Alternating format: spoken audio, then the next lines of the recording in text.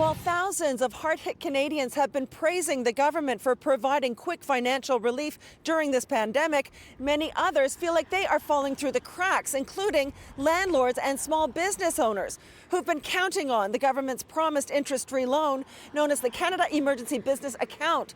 But they have found that they don't qualify for it. Riaz Ahmad has owned this small Mississauga plaza for 15 years. He has 7 tenants. All but 2 have been shuttered thanks to COVID-19.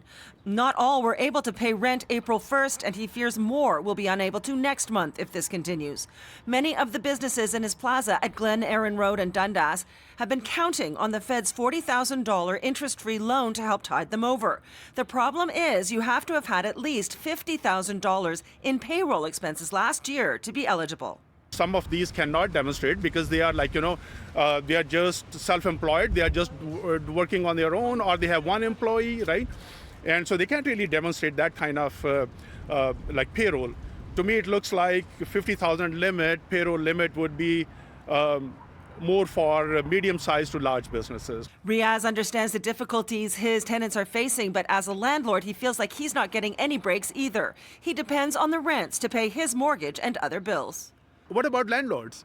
Are they big enough to absorb that hit, or do they rely on month-to-month basis?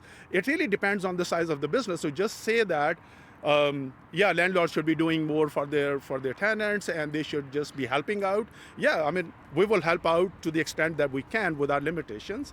But yes, it's not that we are not that big that we can really absorb that. Right?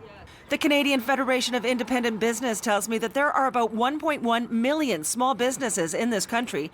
About half employ just 1 to 4 people. To leave them out of the CEBA program could have devastating consequences.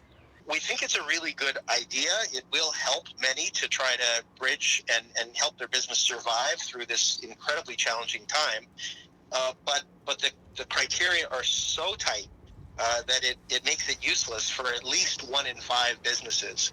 Dan Kelly says right now in Canada, 80% of small and medium businesses are fully closed or partially closed.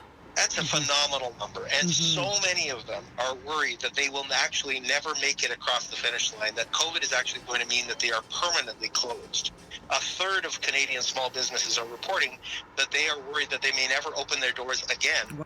The government just launched the CEBA program today, and Dan Kelly is hopeful that tweaks will be made in the eligibility criteria, which could make the difference between thousands of small businesses making it through this crisis or not. In Mississauga, I'm Pam Seatle, City News.